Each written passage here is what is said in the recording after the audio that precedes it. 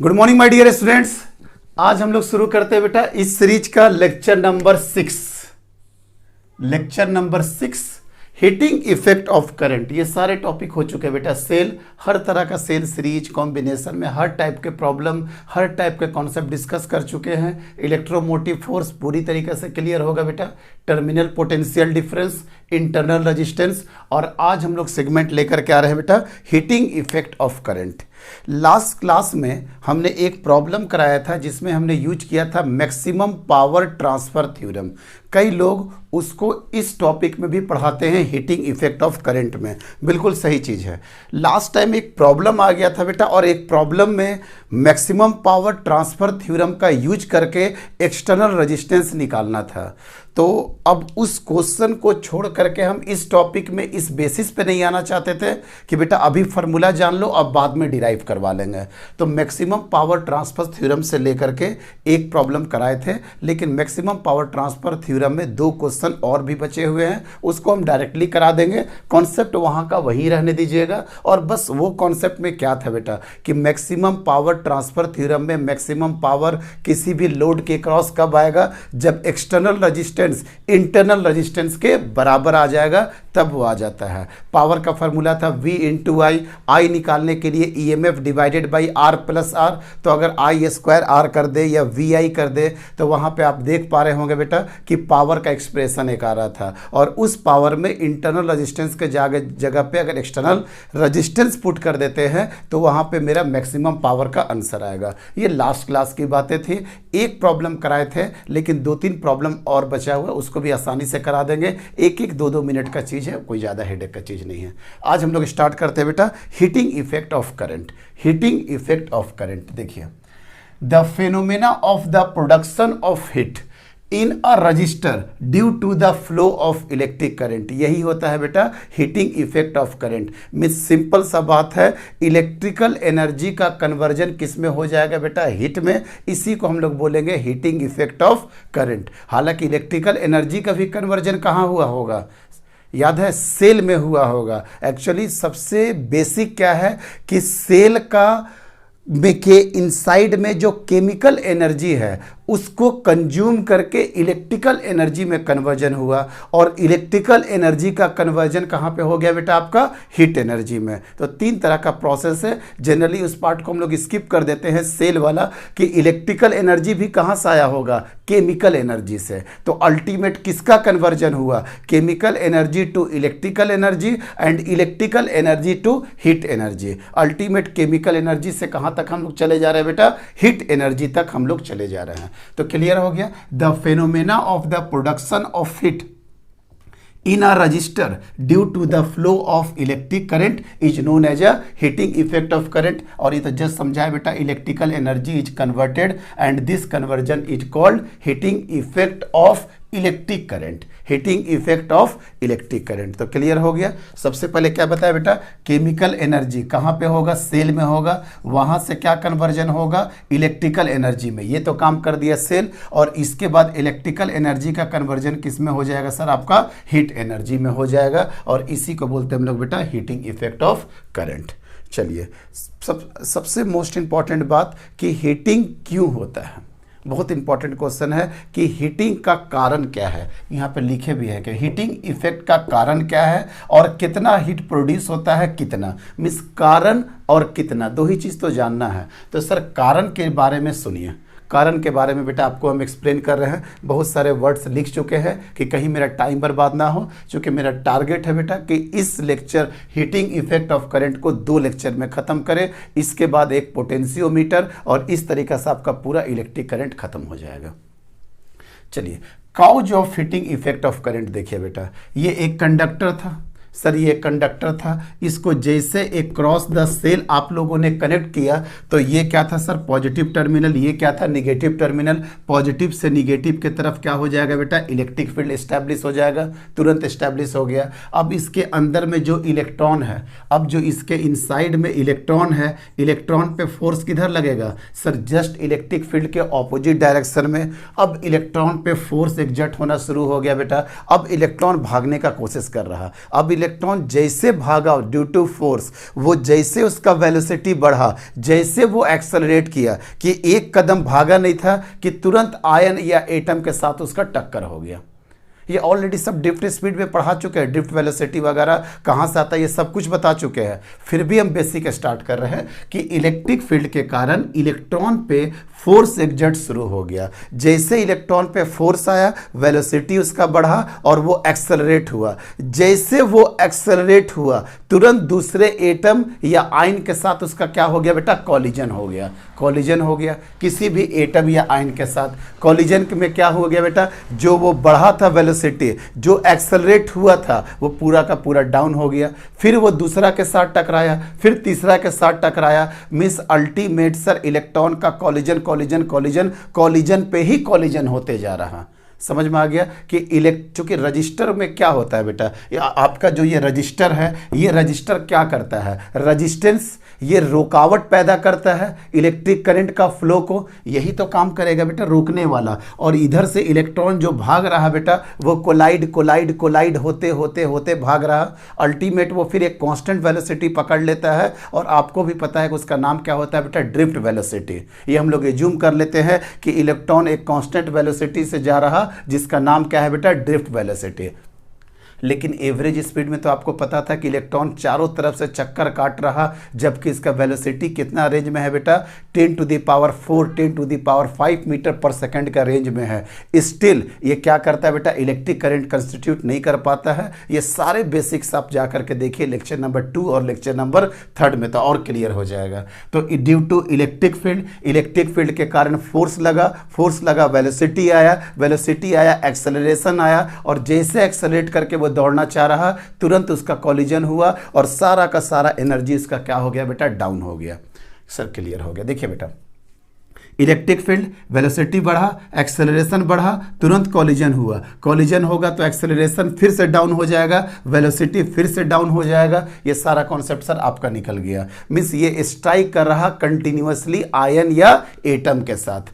अब बताओ बेटा, जब ये सुनो, जब ये अपना एनर्जी लेकर के जा रहा था, उसके बाद जैसे ये एटम आयन के साथ टकराया, तो जब वो टकराया तो अपना सारा का सारा एनर्जी उसको दे दिया। अब वो एटम क्या करना लेगा बेटा, ऐसे करके उसका एम्पलीट्यूड देखिए, ये एम्पलीट्यूड है। लेकिन फिर आया, फिर दूसरा टकराया, अब उसके बाद देखिए एम्पलीट्यूड ये है। इसी तरीके से क्या होता है बेटा, लार्ज एम्पलीट्यूड मिलना शुरू हो जाता है। एटम में वाइब्रेशन बहुत ज़्यादा हो जाता है, और इस वाइब्रेशन के कारण, इस उसके ऑसिलेशन के कारण एनर्जी क्या हो जाता है बेटा, डेवलप्ड हो जाता है। और यही किसके फॉर्म में डेवलप हो जाता है, हीट एनर्जी के फॉर्म में डेवलप हो जाता है। फिर से समझा रहे, एकदम लास्ट बार है। इलेक्ट्रिक फील्ड आया, वेलोसिटी आया, एक्सेलरेशन आया, वो बढ़ना चाहा लेकिन तुरंत कोलाइड हो गया। किसके साथ, पॉजिटिव आयन के साथ कोलाइड हुआ। कोलाइड में क्या हुआ, अपना सारा का सारा एनर्जी उसको क्या दे दिया बेटा, दे दिया। चूंकि वेलोसिटी था ना, तो काइनेटिक एनर्जी कितना हो गया, हाफ mv²। इलेक्ट्रॉन के पास मास है, तो सारा का सारा एनर्जी किसको मिल गया, एटम या आयन को मिल गया। अब एटम आयन जो इस तरीके से ऑसिलेट कर रहा था, जिसका एम्पलीट्यूड ये था, अब टकराने के बाद ये एम्पलीट्यूड हुआ। फिर दूसरा आया, फिर उसको टक्कर मारा, एम्पलीट्यूड बढ़ा। फिर तीसरा आया, फिर टक्कर मारा, ये एम्पलीट्यूड होना शुरू हो गया। इतना नहीं होता, आपको हम दिखाने के लिए सब कुछ बता रहे हैं। मीन्स सर क्या हो गया, पहले जो उसका एम्पलीट्यूड वेरी स्मॉल था, ड्यू टू कॉलिजन के कारण उसका एम्पलीट्यूड बढ़ गया कि नहीं, एम्पलीट्यूड बढ़ गया, इसका मतलब उसका वाइब्रेशन बढ़ गया कि नहीं। और जब वाइब्रेशन बढ़ेगा बेटा, उसका जो काइनेटिक एनर्जी लेकर के ये वाइब्रेशन बढ़ा दिया, और वही वाइब्रेशन के कारण, वही उसका ऑसिलेशन के कारण, वही उसका ज़्यादा एम्पलीट्यूड के कारण वहाँ पे क्या होगा बेटा, हीट एनर्जी डेवलप्ड हो जाएगा। तो आपको कारण पता चल गया कि क्यों हीटिंग होता है। अगर इलेक्ट्रॉन कोलाइड ना करे, कोई हीटिंग नहीं होगा बेटा। तो ऑब्वियसली बात है, जब रजिस्टर है तो रजिस्टर का मतलब ही होता है रेजिस्टेंस, तो वो तो रुकावट पैदा करेगा ही करेगा, और इलेक्ट्रॉन को तो एक दूसरे से जाकर के टकराना एकदम कंफर्म है। क्लियर हो गया बेटा, कम से कम कॉज आपको समझ में आ गया कि हीटिंग क्यों हुआ।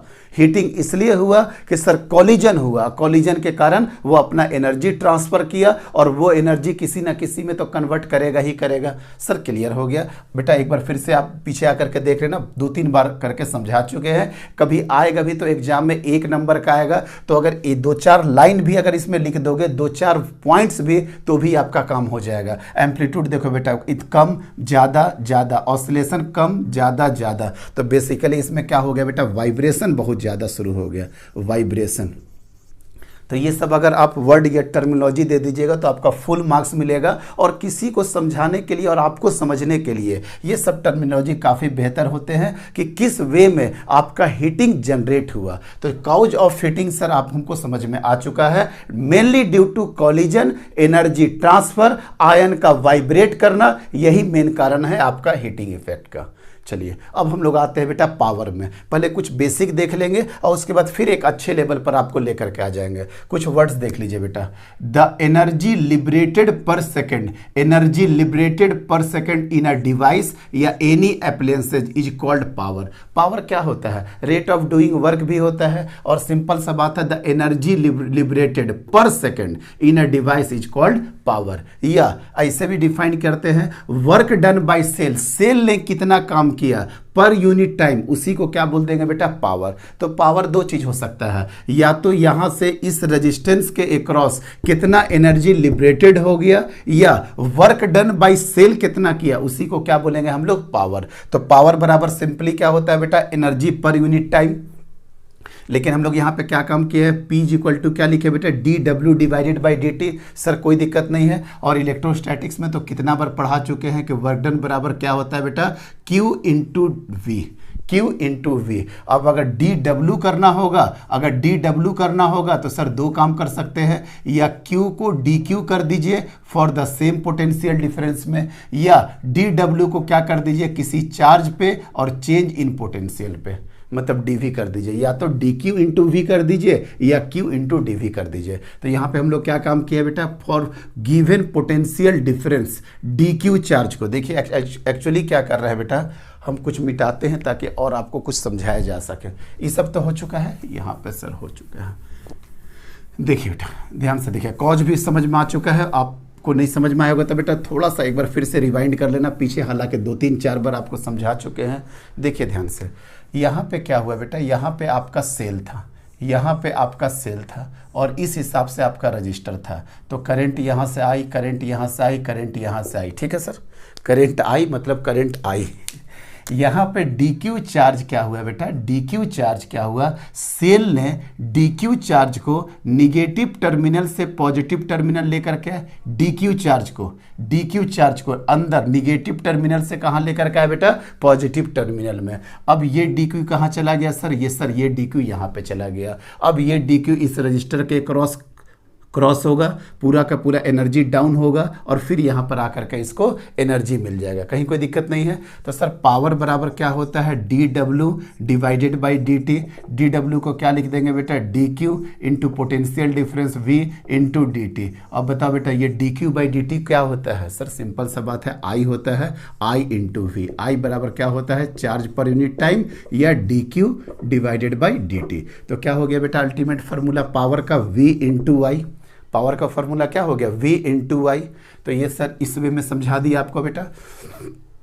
ऐसे भी बोला जा सकता है एनर्जी सप्लाइड बाय सेल, क्या बताए थे बेटा, पोटेंशियल डिफरेंस क्या होता है सर, पोटेंशियल डिफरेंस होता है work done by external agent divided by Q, या work done by external agent क्या हो जाएगा, work done by cell divided by Q। कोई दिक्कत नहीं है बेटा। देखिए V माइनस 0 वही पोटेंशियल डिफरेंस को लिखना चाह रहा है, एक तरफ V दूसरे तरफ 0, work done by external divided by Q, या work done by cell divided by Q। तो वर्क डन बाय सेल कितना हो गया, V इंटू Q। सर कितना बार पढ़ चुके हैं, वर्क डन बराबर क्या हो जाता है, Q इंटू क्या हो जाता है बेटा, V, Q इंटू V। कोई दिक्कत नहीं है। क्या लिखे बेटा, energy supplied by cell, work done by cell per unit time. फिर से यहाँ पे क्या लिख रहा है बेटा, power generated by cell, power generated by cell. कितना पावर जनरेट करेगा sir, power generated by cell, energy divided by time. अभी वर्क डन निकाले ना, अभी एनर्जी निकाले ना, एनर्जी क्या होगा Q इंटू वी और divided by time. Q by T को क्या ले लिए I और ये क्या ले लिए V। हम बताना क्या चाह रहे हैं बेटा कि ये टॉपिक थोड़ा थ्योरेटिकल टॉपिक भी होता है और हर बुक में अलग अलग लैंग्वेज लेकर के चलते हैं। कहीं एनर्जी लिबरेटेड लेकर के चलेगा, कहीं जनरेटेड लेकर के चलेगा, कहीं सप्लाइड बाय सेल लेकर के चलेगा। हम भी 3 4 5 बुक को जो असेंबल करके देख लेते हैं कि किस में क्या टर्मिनोलॉजी यूज किया है, तो बच्चों को कन्फ्यूजन ना हो। इस टाइप का हर तरह का लैंग्वेज यहाँ पे लिख दिए कि एनर्जी लिबरेटेड भी लिखेगा बेटा, जनरेटेड भी लिखेगा, एनर्जी सप्लाइड बाय सेल लिखेगा, वर्क डन बाय बैटरी लिखेगा या वर्क डन बाय सेल लिखेगा। मतलब हर टर्मिनोलॉजी को हम यहाँ पे डाल दिए हैं ताकि आपको किसी तरह से प्रॉब्लम ना हो। अब ये देखो, पावर डिसिपिएटेड इन रजिस्टर, कितना पावर डिसिपिएट करेगा रजिस्टर। रजिस्टर में तो पावर का डिसिपिएशन होगा और सेल के अंदर क्या होगा, पावर का जनरेशन होगा। इस तरह का कॉन्सेप्ट लेकर के चलिए बेटा। सेल में क्या होगा, पावर को जनरेट करेगा और रजिस्टर क्या करेगा, पावर का डिसिपिएशन करेगा। हर तरह का, या पावर कंज्यूम्ड बाय रजिस्टर, बात तो सब एक ही है। Power dissipated in resistor, power consumed by resistor, तो पावर बराबर क्या हो जाएगा बेटा। सर पावर बराबर यहाँ पे क्या हो गया, अभी तो निकाले ना, पावर बराबर क्या हो गया बेटा, V इंटू आई। वी बराबर क्या लिखा जा सकता है, IR, और I पड़ा हुआ है, मतलब P बराबर क्या हो जाएगा बेटा, I²R। P बराबर क्या करो, निकलवा दिए V इंटू आई। वी के जगह पे क्या लिख दो बेटा, IR, और ये I, तो क्या हो जाएगा बेटा I²R। मतलब पावर का फॉर्मूला एक VI हो गया, एक पावर का फॉर्मूला हो गया I²R, और I के जगह पे अगर V बाई R पुट कर देंगे तो क्या हो जाएगा बेटा V² डिवाइडेड बाई R। मतलब दिख रहा ना, 3 फार्मूला पावर का हो चुका है। पहला पावर का फार्मूला V इंटू आई, दूसरा फार्मूला I²R, तीसरा formula V² divided by R। कब किसको यूज करेंगे ये भी अच्छा कॉन्सेप्ट होगा, लेकिन वो प्रॉब्लम जैसे आएगा आपका कॉन्सेप्ट क्लियर होगा। जनरली बेटा क्या करते हैं, जनरली का बात कर रहे हैं, ये वाला फार्मूला ज़्यादातर यूज करेंगे हम लोग सीरीज में। इसको यूज करेंगे P = I² सीरीज में। P = V² बाई R कहाँ पे यूज करेंगे बेटा, पैरेलल में। और जब भी अगर आपका पावर दिया है, V दिया है, I निकालने का जरूरत पड़ेगा तो P बराबर क्या कर लेंगे बेटा, V इंटू आई कर लेंगे। समझ में आ गया। सर ऐसा क्यों करेंगे, पावर I²R, आपको भी पता है सीरीज में क्या सेम होता है, I सेम होता है। अगर I सेम होगा सब रजिस्टर के अक्रॉस तो ये फार्मूला मेरे लिए ईजी हो जाएगा। पैरेलल में क्या होता है बेटा, पोटेंशियल डिफरेंस सेम, तो V सेम लेकर के चलेंगे, R से डिवाइड कर देंगे तो क्या निकल जाएगा, पावर। और कभी भी पावर और वोल्टेज दिया रहे, I निकालना है तो P बराबर क्या कर लो बेटा, V इंटू आई। 3 फार्मूला होता है, VI, I²R, V² divided by R। तीनों को कब यूज करेंगे, कोई हार्ड एंड फास्ट रूल नहीं है, कॉमन सेंस है कि सर इसको सीरीज में यूज करते हैं जनरली, इसको पैरेलल में यूज करते हैं, और इसको I निकालने के लिए हम लोग यूज कर लेते हैं। कोई दिक्कत नहीं बेटा। सर ये हटाते जाइए, ये सब कुछ अब हटाते जाते हैं बेटा। 3 आपको दे दिए पावर का, अब आप लोग खेलिए उसी के साथ, पावर के साथ।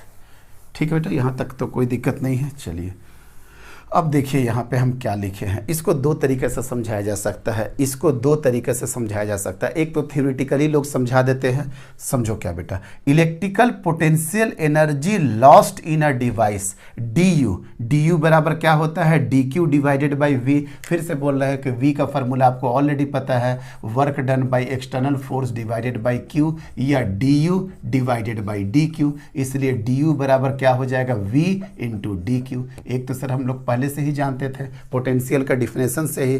तो ये क्या बोला है बेटा, electrical potential energy lost in a device, DU बराबर क्या हो गया, DQ इंटू V। देखो बेटा यही बोल रहे थे, इस DQ चार्ज को सेल ने यहाँ से यहाँ तक भेजा और ये DQ इसके थ्रू अक्रॉस जाएगा बेटा। तो देखो तो DW बराबर क्या हो जाएगा, DQ। अभी V बराबर क्या बताए थे, DW डिवाइडेड बाई DQ। तो DW बराबर क्या हो जाएगा बेटा, V into DQ, V into DQ। तो V यहाँ पे तो क्या हो जाएगा बेटा, DQ, और V क्या होगा बेटा, positive terminal minus V negative terminal. ये क्या है, ये पोटेंशियल डिफरेंस होता है ना, पोटेंशियल डिफरेंस मतलब V positive minus V negative. तो क्लियर हो गया सर ये dW।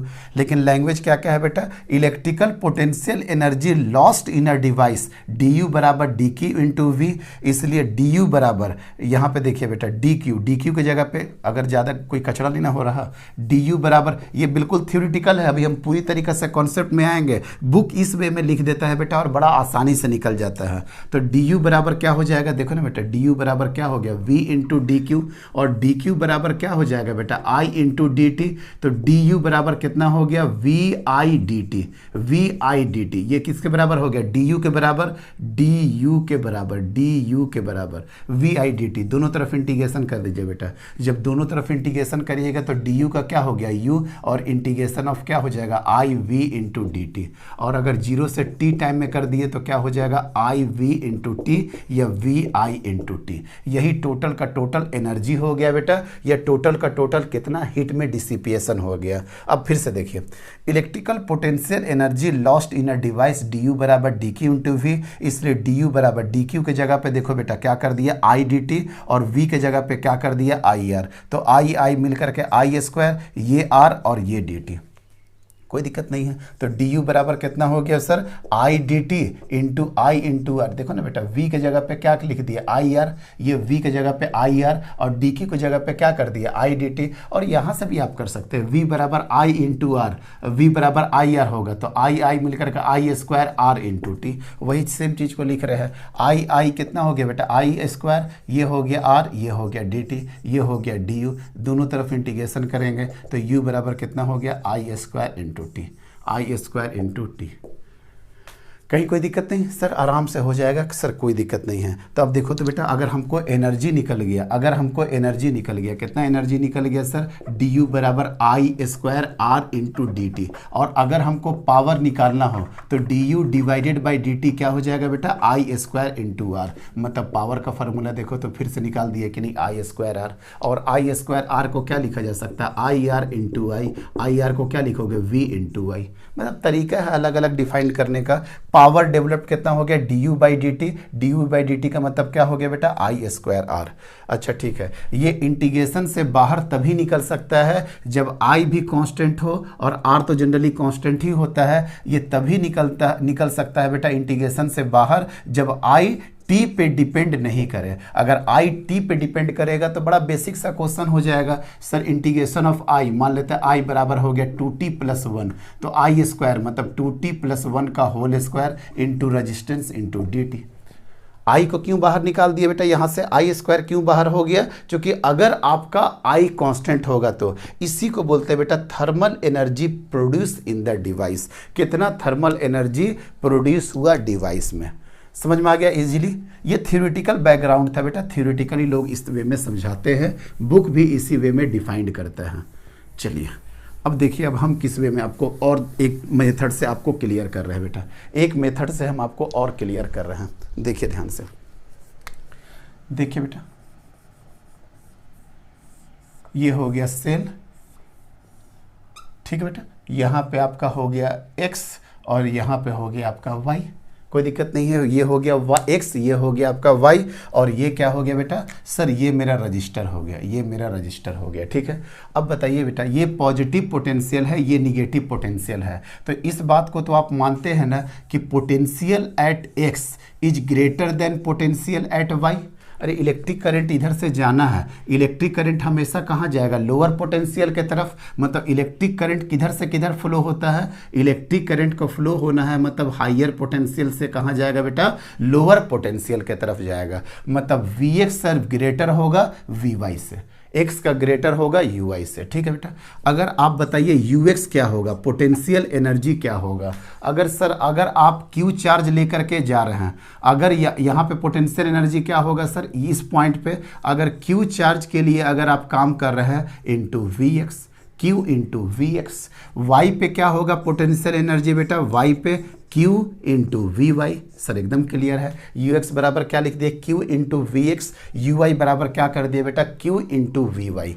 ठीक है। अब देखिए बेटा, यूएक्स चेंज इन पोटेंशियल की बात कर रहे हैं। मान लेते हैं कि अगर हम चेंज की बात कर रहे हैं, चेंज मतलब होता है final minus initial, UI minus UX. तो जब क्यू कॉमन करिएगा तो यहाँ पे क्या हो जाएगा बेटा, वी वाई माइनस क्या हो जाएगा बेटा, V X, V Y minus V x.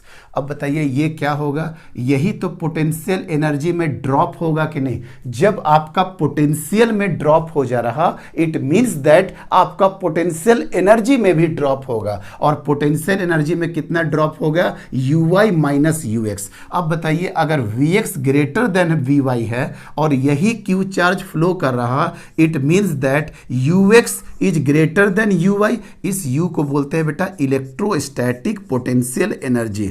फिर से रिपीट कर रहे हैं, इलेक्ट्रोस्टैटिक पोटेंशियल एनर्जी, इसको बोलते हैं बेटा इलेक्ट्रोस्टैटिक पोटेंशियल, इसको बोलते हैं इलेक्ट्रोस्टैटिक पोटेंशियल एनर्जी। कोई दिक्कत नहीं है। तो अगर आप इस एक्सप्रेशन को देख करके बताइए बेटा, Q और Vy का वैल्यू क्या है, कम है, और Vx का वैल्यू क्या जो है, ज़्यादा है। It means that change in electrostatic potential energy आपका निगेटिव हुआ कि पॉजिटिव हुआ, sir change in electrostatic potential energy आपका निगेटिव हो गया। और आप भी देख रहे हैं यहाँ से जब यहाँ जाइएगा आपका पोटेंशियल डिक्रीज करेगा। अगर आपका पोटेंशियल डिक्रीज करेगा तो आपका इलेक्ट्रोस्टैटिक पोटेंशियल एनर्जी भी क्या होगा बेटा, आपका सर डिक्रीज करेगा, इलेक्ट्रोस्टैटिक पोटेंशियल एनर्जी भी डिक्रीज कर जाएगा। अब तो आप पढ़े हो, क्या पढ़े हो sir, law of conservation of energy. Law of conservation of energy क्या बोलता है, एनर्जी को ना ही क्रिएट कर पाओगे ना ही डिस्ट्रॉय कर पाओगे, it can only convert into one form into the another form. और दूसरा क्या होता है sir, total mechanical energy remains constant. जो टोटल मैकेनिकल एनर्जी पहले किसी पॉइंट पे होगा वही टोटल मैकेनिकल एनर्जी बाद में भी होगा। ये आप लोग प्रूव भी करते हैं बेटा हम लोग 11th में। Kinetic energy plus potential energy at A point is equal to kinetic energy at B plus potential energy at B. बाकी चूंकि मैकेनिकल वर्ड यूज कर दिए, एक होता है टोटल एनर्जी कांस्टेंट, लेकिन हम लोगों को लेकर के चलना है total mechanical energy constant. Actually total energy में लाइट एनर्जी भी हो जाता है, साउंड एनर्जी भी हो जाता है, वाइब्रेशन, बहुत सारे एनर्जी काउंट हो जाते हैं। लेकिन जब मैकेनिकल एनर्जी की बात करेंगे तो वहां पे सिर्फ काइनेटिक एनर्जी होगा और पोटेंशियल एनर्जी होगा। चलो सर, इट मीन्स दैट कि sir kinetic energy plus potential energy बराबर क्या होगा बेटा, कांस्टेंट होगा। सर समझ में आ गया कि कांस्टेंट होगा। अब बताइए कि change in potential energy, change भी कर सकते हो, change in kinetic energy plus change in potential energy. तो यहाँ पे क्या हो जाएगा बेटा, अगर चेंज करोगे तो क्या हो जाएगा सर, आपका जीरो हो जाएगा। चेंज मतलब क्या हो गया, kinetic energy A minus kinetic energy B, potential energy A minus potential energy B. तो क्या हो गया बेटा, यहाँ पे आपका जीरो हो गया सर ये।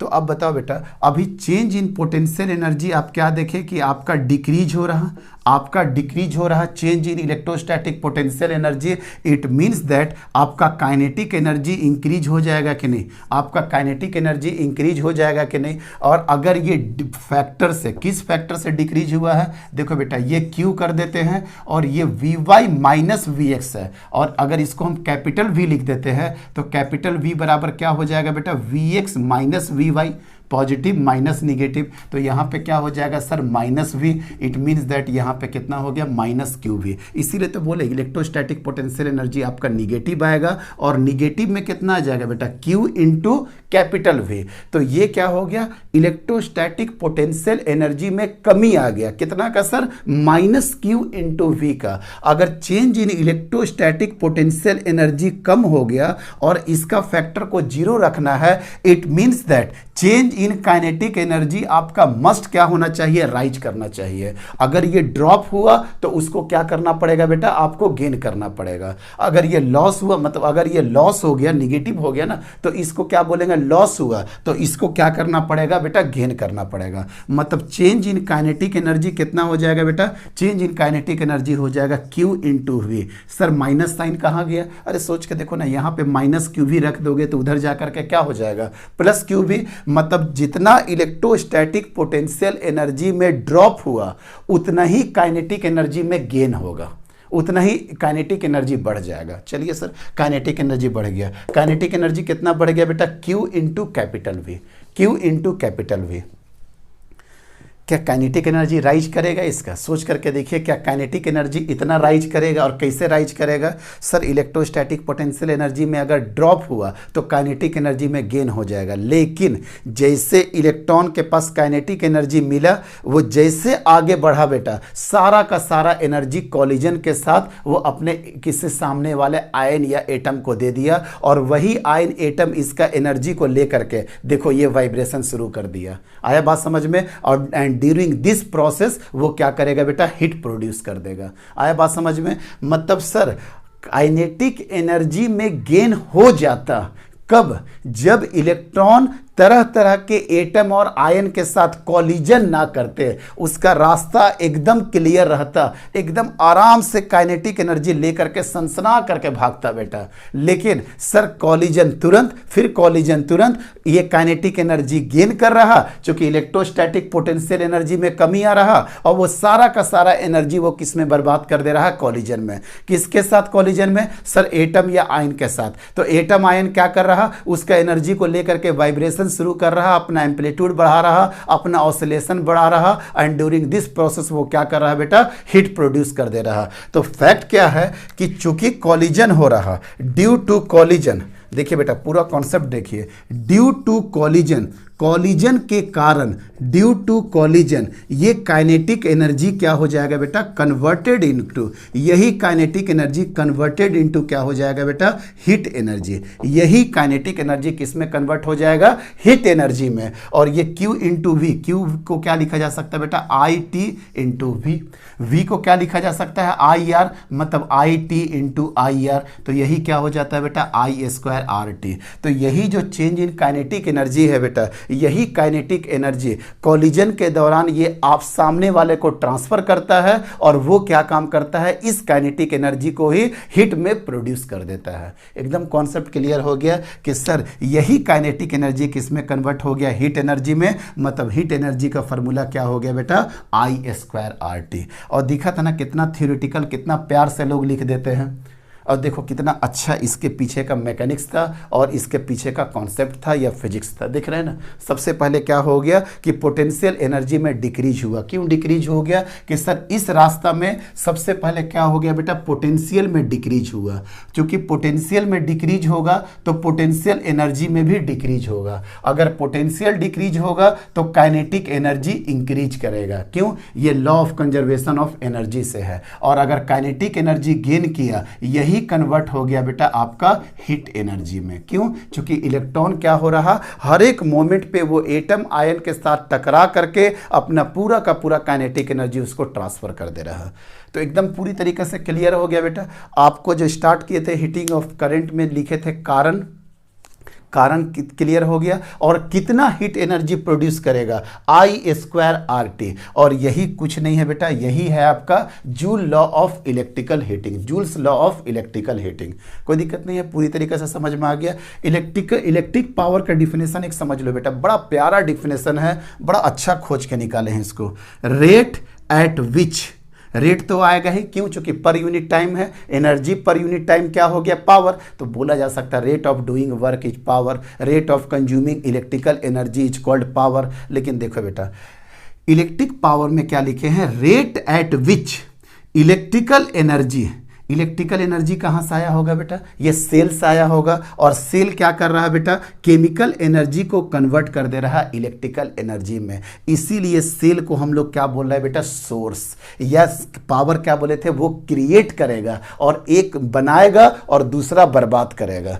तो rate at which electrical energy is created, कौन क्रिएट करेगा? सेल। सेल क्रिएटेड करेगा तो सेल को क्या बोलेंगे बेटा? सोर्स। और कैसे क्रिएट करेगा? सर वो अपना केमिकल एनर्जी को बर्बाद करके इलेक्ट्रिकल एनर्जी में कन्वर्ट करेगा। और एक तो डिफिनेशन ये हो गया, rate at which electrical energy is created. लेकिन कौन क्रिएटेड करेगा? सेल। इसीलिए सेल का नाम क्या हुआ बेटा? सोर्स। और सोर्स क्या करेगा? केमिकल एनर्जी से इलेक्ट्रिकल एनर्जी में कन्वर्ट करेगा। और कंज्यूम्ड, कंज्यूम्ड कौन करेगा? लोड। लोड किसको बोलते हैं बेटा? रेजिस्टेंस को बोलते हैं। यही रेजिस्टेंस को क्या बोलते हैं बेटा? लोड बोलते हैं। इसीलिए को कई जगह देखोगे तो RL लिखा रहता है। तो लोड क्या? और कंज्यूम्ड बाय रजिस्टर या बाय लोड। और ये क्या काम करेगा बेटा? इलेक्ट्रिकल एनर्जी को किस में कन्वर्ट करेगा, हीट एनर्जी में। इलेक्ट्रिकल एनर्जी को कन्वर्ट करेगा हीट एनर्जी में, नोन एज इलेक्ट्रिक पावर। जो आपको स्टार्टिंग में बताए थे कि पावर कुछ नहीं है, सेल पावर को क्रिएट करेगा, सोर्स कैसे, केमिकल एनर्जी से कन्वर्ट करेगा इलेक्ट्रिकल एनर्जी में, और रजिस्टर या लोड वो क्या काम करेगा, इलेक्ट्रिकल एनर्जी को किस में कन्वर्ट कर देगा बेटा, आपका हीट एनर्जी में कन्वर्ट कर देगा। कोई दिक्कत नहीं है। तो इलेक्ट्रिकल पावर में, इलेक्ट्रिकल पावर का यूनिट क्या होता है बेटा, वॉट। इलेक्ट्रिकल पावर का यूनिट क्या होगा बेटा, आपका वॉट होता है, वॉट होता है। और किलो वाट आवर किसका यूनिट होगा, sir kilo watt hour. Sir watt जैसे वैसे किलो वाट ही है, लेकिन बेटा उसके साथ वो भी लगा हुआ है, उसके साथ लगा हुआ है आवर। देख लीजिए, थोड़ा यूनिट के बारे में डिस्कस कर देंगे, यहाँ डिस्कस करें या यहाँ डिस्कस करें, बात एक ही है। देखिए, पावर का जो यूनिट होता है सर वो होता है वाट, ठीक है बेटा। लेकिन हम लोग जो प्रैक्टिकल यूनिट लेकर के चलते हैं, प्रैक्टिकल यूनिट क्या होता है, प्रैक्टिकल, ये वाट हो गया। अब वाट को हॉर्स पावर का भी नाम सुने हैं ना बेटा, एक हॉर्स पावर वाला वो 746 वाट हॉर्स पावर का भी कन्वर्जन ध्यान रखिएगा। जनरली देता कम ही है, लेकिन ध्यान रखिएगा। अब कुछ प्रैक्टिकल यूनिट है बेटा, किलो वाट आवर। क्या किलो वाट आवर, क्या किलो वाट आवर पावर का यूनिट है या एनर्जी का? राइट आंसर है कि सर ये एनर्जी का यूनिट है। और किलो वाट आवर को ही हम लोग आगे जो मेरे घर में इलेक्ट्रिसिटी का बिल आता है बेटा, यही सब यूनिट के फॉर्म में जो आता है, एक यूनिट बराबर कितना, तो यही किलो वाट आवर। पहले देखिए 1 किलो वाट आवर कितना होता है, 1 किलो वाट आवर। किलो का मतलब क्या हो गया, 10 टू द पावर 3, या 10 टू द पावर क्या कर दो बेटा 3। वाट, किलो खत्म हो गया बेटा, किलो मतलब 10 टू द पावर 3। वाट का मतलब हो गया जूल पर सेकंड।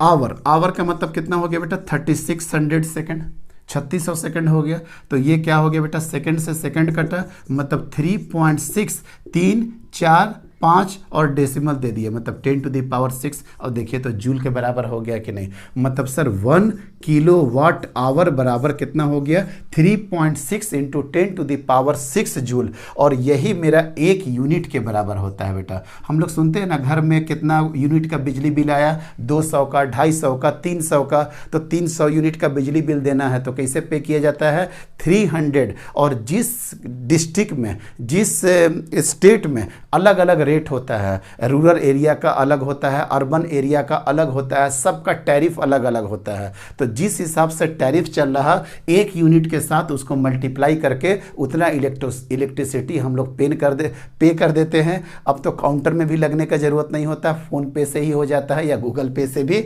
हो जाता है।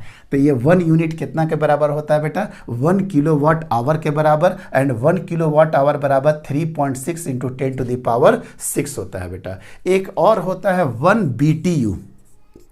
BTU का फुल फॉर्म क्या होता है, British thermal unit, British thermal unit. और ये कितना के बराबर होता है बेटा, 1055 जूल के बराबर होता है। लेकिन ये सब आप पढ़िएगा नहीं, ये सब कोई खास आता नहीं है, कम ही चांस है। एक BOT करके भी होता है, बोर्ड ऑफ ट्रेड यूनिट करके होता है, board of trade unit. BTU British thermal unit, एक होता है बोर्ड ऑफ ट्रेड यूनिट। इतना ज़्यादा आपको नहीं जानना है।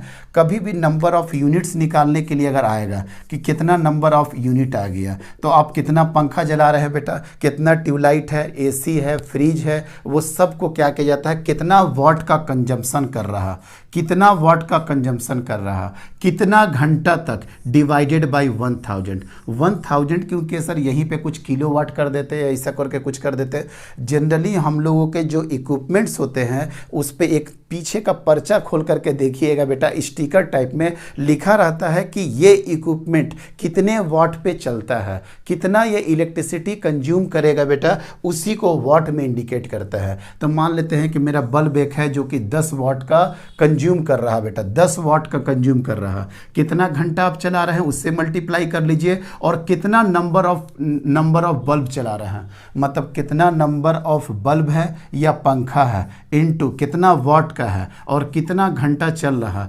Divided by 1000। 10th क्लास में बच्चे लोग बहुत ही सब निकाले हैं, आता भी था बोर्ड में इसलिए बच्चे निकाले हैं। मान लेते हैं मेरा 4 पंखा है और 2 घंटा चल रहा है और उसका वाट है 40, तो 2 × 40 × 4 डिवाइडेड बाई 1000 और इसी हिसाब से आपका नंबर ऑफ यूनिट्स आ जाता है बेटा। ये ऑलरेडी आप लोग जानते होंगे। तो बेसिक समझ में आ चुका है कि सर बेसिक क्या होता है, heating effect of electric current का। ये सर आपको बेसिक बेटा पता लग गया होगा। अब चलिए अब आगे देखिए बेटा। चलो अब देखिए बेटा, जूल्स लॉ ऑफ बहुत डिटेल में समझा दिए हर तरीके से कि कहीं कोई प्रॉब्लम नहीं हो, और इसका प्रॉब्लम्स जब कराएंगे तो और कॉन्सेप्ट खुलेगा बेटा। Joules law of electrical heating, joules law क्या बोला था, when I current is pass through a device, जब आई करंट किसी भी डिवाइस या एप्लियंस से क्रॉस होता है जिसके पास रेजिस्टेंस आर हो, तो वो क्या करता है बेटा, amount of heat H produce in time T.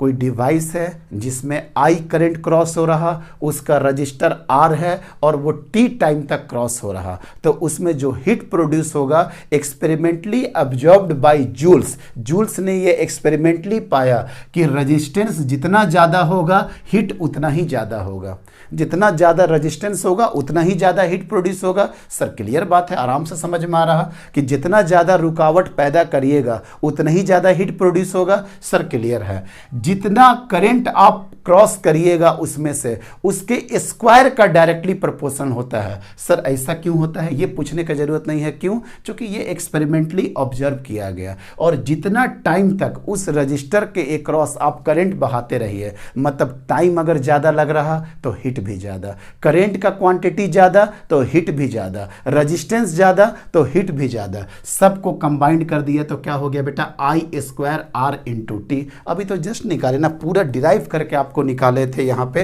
पूरी तरीक़ा से डिराइव करके निकाले थे बेटा। क्या होता है VIT और V बराबर क्या होता है I² R × IT, मतलब यही हो जाता है I² R × T। कोई दिक्कत नहीं है, ये तो सर हम लोग ऑलरेडी प्रूफ कर ही दिए थे, ये तो बस जस्ट लैंग्वेज के फॉर्म में कर दिए कि जब current I current is pass through a device जिसके पास रेजिस्टेंस कितना है बेटा R, then the amount of heat H produce in time T, H is equal to I² RT या VIT या V² RT। बड़ा अच्छा होता है, कई लोगों को देखते हैं कि वे बड़ा आसानी से इस वे में डिस्कस कर देते हैं कि कितना हीट प्रोड्यूस होगा। सर ये V वोल्टेज पे है बेटा, V लिख दीजिए, कितना करंट जा रहा है बेटा I ले दीजिए, और कितना टाइम तक जा रहा है T ले लीजिए, यही होता है हीट का फार्मूला। V वोल्टेज पे I कितना करंट हुआ और T कितना टाइम लगा। लेकिन इसी VIT को निकालने के चक्कर में हम कितना पूरी तरीक़े से आपको डिस्कस किए कि पोटेंशियल का ड्रॉप, इलेक्ट्रोस्टैटिक पोटेंशियल एनर्जी का ड्रॉप, काइनेटिक एनर्जी का gain, law of conservation of energy and this kinetic energy why converted into the heat energy due to collision, और सब कुछ डिस्कस ये कर चुके हैं हम। यही है बेटा, इस रजिस्टर के अक्रॉस कितना हीट प्रोड्यूस हो रहा, I² RT VIT V² RT। ये आपको भी पता है, लिखने का सर अलग अलग तरीका है। H R के बीच में कैसा रिलेशन है बेटा, डायरेक्टली प्रोपोर्शनल। H और I के बीच में पैराबोलिक, H और T के बीच में लीनियर रिलेशन, कोई दिक्कत नहीं है। चलिए सर, इसको जूल्स लॉ भी बोलते हैं और joules law of electrical heating भी बोलते हैं। अब आप ही बताओ बेटा, ये हीट मेरे लिए फ़ायदेमंद है या मेरे लिए नुकसानदेह है, ये हीट मेरे लिए अच्छा है या ख़राब है, बस आप वो जिसको डिस्कस करिए।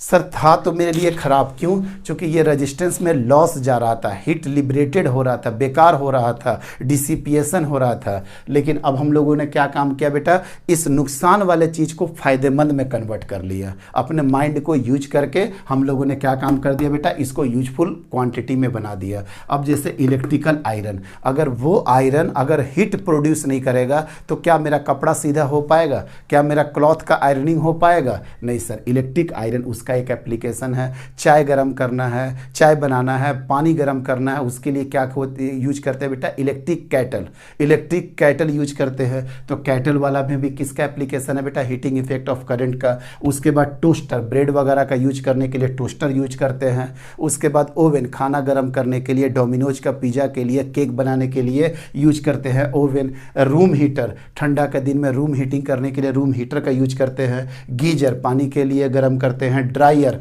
बाल सुखाने के लिए ड्रायर का यूज करते हैं। तो बताइए, तो ये सारा का सारा हीटिंग एप्लीकेशन ही तो है सर, ये सारा का सारा क्या है बेटा, आपका हीटिंग एप्लीकेशन है। कोई दिक्कत नहीं है, बस ये बात ध्यान रखोगे, ये जितने एप्लीकेशंस है, इस एप्लीकेशन का यूज करने के लिए आपका इंपॉर्टेंट क्या है कि इसका मेल्टिंग पॉइंट क्या होना चाहिए बेटा, हाई होना चाहिए। इसकी रजिस्टिविटी क्या होनी चाहिए, हाई होनी चाहिए। टेंसाइल नेचर का होना चाहिए, इसको खींच के लंबा किया जा सकता है, ड्रॉन इनटू द वायर, और इसका ऑक्सीडेशन नहीं होना चाहिए। ध्यान रखना बेटा, नॉट ऑक्सीडाइज, इतना आसानी से ये ऑक्सीडाइज नहीं हो जाए। तो ये सारा का सारा हीटिंग एलिमेंट का एप्लीकेशन था। इसका सब में ये पॉइंट लिखा जाएगा बेटा, मेल्टिंग पॉइंट हाई चाहिए, इसका रजिस्टिविटी हाई चाहिए, टेंसाइल स्ट्रेंथ चाहिए, खींच करके ड्रॉन इनटू वायर किया जा सकता है, और इसका ऑक्सीडेशन प्रॉपरली नहीं होना चाहिए, वेरी लो ऑक्सीडेशन रेट इसका होना चाहिए। ये 4 प्रॉपर्टी ऐसा है जो सब में आप लिख सकते हैं, कोई दिक्कत नहीं है। उसके बाद इनकैंडेसेंट बल्ब भी होता है बेटा, ये जो येलो रंग का जो बल्ब आप तो बहुत कम देखने को मिलता है, अब इसके जगह पर क्या आ गया है बेटा, CFL आया, CFL के जगह पर फिर क्या आ गया, LED वगैरह आ चुका है। तो अब ये बल्ब तो आपको देखने नहीं मिलता है, लेकिन वही 10 रुपये में मिला करता था। 100 वाट का आता था बेटा, 100 वाट का फिलिप्स का याद है, 10 रुपये में आता था, और 100 वाट का। तो इसमें क्या होता है बेटा, सबको पता है कि इसका जो फिलामेंट होता है किसका बना होता है, टंगस्टन का बना होता है। क्यों टंगस्टन का बना होता है, चूँकि सर टंगस्टन का मेल्टिंग पॉइंट बहुत ज़्यादा हाई होता है, उसका रजिस्टर, अब मतलब कुछ भी आए, ये चारों का चारों को बेटा चिपका डालो हर किसी के साथ कि सर ऑक्सीडाइज जल्दी नहीं होता है, उसका टेंसाइल स्ट्रेंथ होता है, खींच करके लंबा वायर बनाया जा सकता है, मेल्टिंग पॉइंट हाई होता है। अच्छा, रजिस्टिविटी हाई का मतलब क्या होता है, आर का मतलब क्या होता है बेटा, आर बराबर क्या होता है, rho L divided by A. तो रजिस्टिविटी बराबर क्या हो जाएगा बेटा, आर बराबर क्या होता है, rho L divided by A, तो रो बराबर क्या हो जाएगा, R A divided by L. इस हिसाब से हम लोगों का काम करना चाहिए बेटा, ठीक है।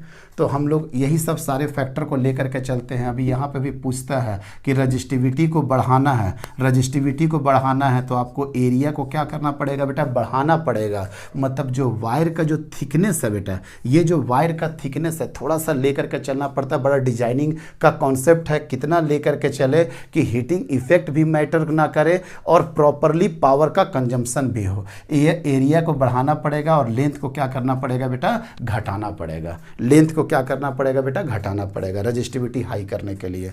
कोई दिक्कत नहीं है। तो ये भी 2 कॉन्सेप्ट कई बार आता है कि थिकनेस उसका क्या होना चाहिए, थोड़ा सा थिकर ही होना चाहिए रजिस्टिविटी हाई करने के लिए, और ऑक्सीडाइज तो करना नहीं है।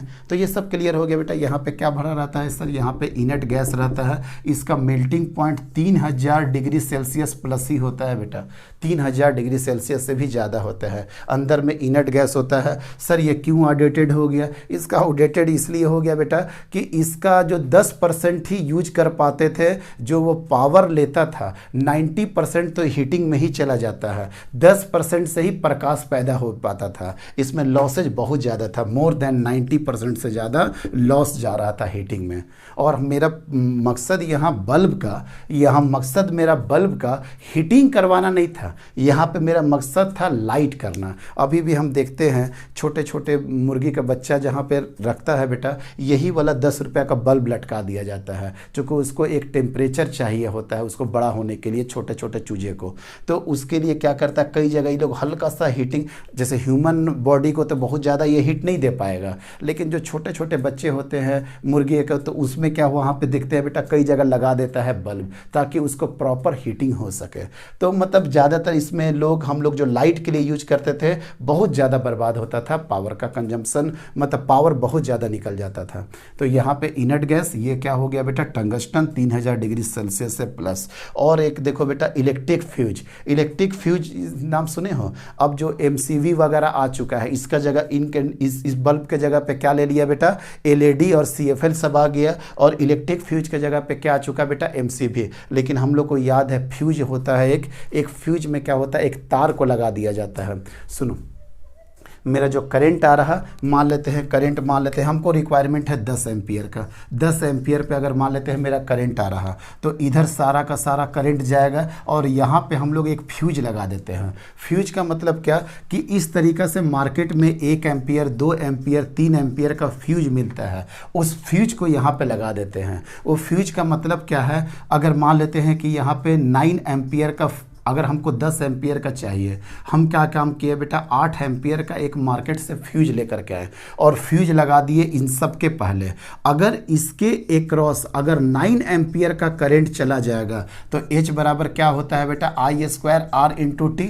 तो जैसे 8 एम्पियर से ज़्यादा का करंट जाएगा, ये वाला तार जो होता है बेटा ये मेल्ट कर जाता है, और जैसे ये मेल्ट कर जाएगा तो सर्किट ब्रेक हो जाएगा, और सर्किट ब्रेक हुआ तो इधर क्या करंट जा पाएगा सर, करंट नहीं जा पाएगा। और अगर करंट नहीं जा पाएगा तो ये सारा का सारा डिवाइस मेरा बच जाएगा कि नहीं, हाँ सर ये सारा का सारा डिवाइस बच जाएगा। मतलब 9-10 एम्पियर तक तो जाने ही नहीं देगा ये, क्योंकि 10 एम्पियर मेरा एकदम मैक्सिमम लिमिट है। किसी मेरे एप्लियंसेज का, किसी डिवाइस को ऐसा लगा है जो 10 एम्पियर पे फुल पावर दे रहा, तो ठीक है वो 9 एम्पियर पे भी देगा, 9.5 एम्पियर पे भी देगा, लेकिन 9.5 पौने 10 के पहले 8 एम्पियर का नहीं लगाना है तो 9 एम्पियर का लगा दीजिए। हम 8 एम्पियर का क्यों लगाए, फैक्टर ऑफ सेफ्टी के नाते। आपका सेफ्टी इतना कंसर्न नहीं होगा, आप 9 एम्पियर का लगा दो। मीन्स 9 एम्पियर का जैसे करंट जाएगा बेटा, यहाँ पे 9 एम्पियर का तो लगाए हैं, 9 एम्पियर से जैसे ज़्यादा का करंट होगा, यही वाला फ्यूज क्या हो जाएगा बेटा, मेल्ट कर जाएगा। और जहां मेल्ट किया आपका क्या हो गया बेटा, सर्किट क्या हो गया, ओपन हो गया और करंट जाएगा ही नहीं। तो इलेक्ट्रिक फ्यूज भी किसका एप्लीकेशन है, इलेक्ट्रिकल हीटिंग का। तो एप्लीकेशन पे भी बहुत चर्चा कर दिए बेटा, आयरन हो गया, केटल हो गया, टोस्टर हो गया, ओवन हो गया, गीजर हो गया, ड्रायर हो गया, उसके बाद ये बल्ब हो गया, उसके बाद ये क्या हो गया, इलेक्ट्रिक फ्यूज हो गया। इलेक्ट्रिक फ्यूज आता है बेटा सेफ्टी डिवाइस में। इस तरीके से करके हमने सारे थ्योरेटिकल एक्सपेक्ट्स को ख़त्म कर दिया बेटा। इससे मेरा थ्योरेटिकल बैकग्राउंड पूरा का पूरा ख़त्म हो चुका है। अब आओ बेटा, थ्योरेटिकल पूरा का पूरा ख़त्म हो चुका है। अब देखिए, सुनते जाइएगा जो आप बोल रहे हैं। अब 2 तरह का प्रॉब्लम आता है बेटा, प्रॉब्लम 2 तरह का आता है। एक आता है बल्ब रिलेटेड प्रॉब्लम, एक आता है bulb related problem. Sir bulb related, कौन सा बल्ब फ्यूज करेगा, कौन सा बल्ब ज़्यादा डार्क होगा, कौन सा बल्ब कम ब्राइट होगा। तो एक आता है बेटा बल्ब का प्रॉब्लम। सर समझ में आ गया बल्ब का प्रॉब्लम क्या बोल रहे हैं आप। एक हो जाएगा बेटा आपका बल्ब का प्रॉब्लम, और दूसरा होगा एक basic problem. Sir basic problem क्या है बेटा, अभी हम जस्ट डिस्कस कर देते हैं। मीन्स इस टॉपिक में आपको बहुत तरह के प्रॉब्लम्स देखने को मिलेंगे, जस्ट लाइक आपको हम कराएंगे भी। एक तो आपको याद है बेटा, बहुत स्टार्टिंग में ही इलेक्ट्रिक करंट में बताए थे कि आपका इलेक्ट्रिक करंट तभी ठीक हो पाएगा जब आप हर रजिस्टर के एक्रॉस वोल्टेज भी निकाल दो और करंट भी निकाल दो। यहाँ पे बड़ा इंपॉर्टेंट होगा, अगर हर रजिस्टर के एक्रॉस अगर आप वोल्टेज और करंट निकाल देंगे तो हर रजिस्टर के एक्रॉस के आप पावर निकाल सकते हैं कि नहीं। यस सर, पावर का फॉर्मूला क्या होता है बेटा, V इंटू आई, या I² R करके होगा, या V² डिवाइडेड बाई R करके होगा। अगर इस टाइप का चीज़ें होंगी तो आप आराम से डिस्कस कर लोगे बेटा। सर आराम से कर लेंगे। हर रजिस्टर के क्रॉस अगर हमको वोल्टेज और करंट पता होगा तो हर रजिस्टर के क्रॉस हम लोग क्या निकाल लेंगे बेटा, हर रजिस्टर के क्रॉस हम लोग सर पावर निकाल देंगे, हर रजिस्टर के क्रॉस पावर निकाल देंगे। एक तो टाइप का ये क्वेश्चन पूछता है, उसके बाद मेल्टिंग से रिलेटेड कुछ क्वेश्चन पूछता है, फ्यूज से रिलेटेड क्वेश्चन पूछता है, इलेक्ट्रिक कैटल से रिलेटेड क्वेश्चन पूछता है। तो हम 2 सेगमेंट में डिवाइड करके पढ़ाएंगे, एक बार पूरा का पूरा बल्ब का कॉन्सेप्ट दे देंगे और एक बार पूरा का पूरा बेसिक कॉन्सेप्ट दे देंगे। बस ये ध्यान रहे कि अब थ्योरी नहीं बताएंगे, अब सिर्फ और सिर्फ 20 न्यूमेरिकल करवा देंगे, आपका कॉन्सेप्ट निकल जाएगा। ठीक है, एक चीज़ देखिए बेटा, उसके आगे देख लीजिए एक बार, प्रॉब्लम नेक्स्ट क्लास में कराएंगे। आज हर तरह का थ्योरेटिकल बैकग्राउंड खत्म कर देते हैं। आपके पास कोई एप्लियंसेज है बेटा जो R रेजिस्टेंस पे लगा हुआ है, ठीक है, और ये वोल्टेज है बेटा V, ये वोल्टेज है V, ठीक है। आप कुछ भी कोई भी डिवाइस को ले करके आइएगा बेटा, इसके ऊपर स्टिकर में PI गिवन होगा, या कई में P और V भी गिवन होता है, PI भी गिवन होगा और P और V भी गिवन होगा। ठीक है बेटा, तो P और I जो गिवन होगा बेटा, इसको बोलते हैं रेटेड पावर। रेटेड कितना पावर दिया है, रेटेड करंट कितना है, रेटेड वोल्टेज कितना है, ये रेटेड होगा बेटा। पी आई या पी और वी गिवन होगा। ये रेटेड आपको क्वेश्चन में भी देगा। ध्यान रखना बेटा, ये वाला चीज एक अलग सेगमेंट है। ये जो रेटेड होगा ये दिया है कंपनी लिख करके भेजता है कि अगर आप इतना करंट पे चलाइएगा तो इतना पावर होगा, इतना वोल्टेज पे चलाइएगा तो इतना पावर होगा। इसका माइंड आप लोगों को दिमाग नहीं लगाना है। वो जो पावर दे देगा, जो वोल्टेज दे देगा वो फिक्स होगा बेटा। वो जो बोल दिया सो बोल दिया। यहां आपको दिमाग नहीं लगाना है। और यहां का पर्पस क्या है, ये क्यों दिया रहता है, ये एक ही चीज के लिए दिया रहता है बेटा, रेजिस्टेंस निकालने के लिए। बस एक बात का ध्यान रखिएगा, ये रेटेड वाला जब भी चक्कर होगा, जो कंपनी आपको देगा, जो आपके डिवाइस के ऊपर लिखा रहेगा, उसका एक ही मकसद है कि आप यहां से रेजिस्टेंस निकाल दो। तो यहां पे क्या होता है बेटा, रेटेड पावर गिवन होगा और रेटेड वोल्टेज गिवन होगा। रेटेड पावर वोल्टेज गिवन होगा और रेटेड वोल्टेज गिवन होगा। अच्छा, आप जो घर में ला करके लगाइएगा बेटा, उस वोल्टेज को बोल देंगे सोर्स वोल्टेज, जो कि अक्सर आप 220 वोल्ट 230 वोल्ट के बारे में सुनते हैं। यही वेरी करता है 220 और 230। ये कुछ भी हो सकता है बेटा, 110 भी हो सकता है, 200 भी हो सकता है, 240 भी हो सकता है। ये रेटेड वाले का दिमाग नहीं लगाना है। रेटेड दिया ही रहेगा आपको रेजिस्टेंस निकालने के लिए। एकदम कंक्लूडेड वे में बता रहे हैं आपको। ये जो गिवन होगा, ये जो गिवन है सो गिवन है। इस गिवन से आप सिर्फ और सिर्फ रेजिस्टेंस का वैल्यू निकाल सकते हैं। अब आपके सामने बहुत सारे क्वेश्चंस यहां पे राइज होंगे कि सर अगर आपका जो सोर्स का वोल्टेज है, अगर वो रेटेड वोल्टेज से कम भी हो सकता है।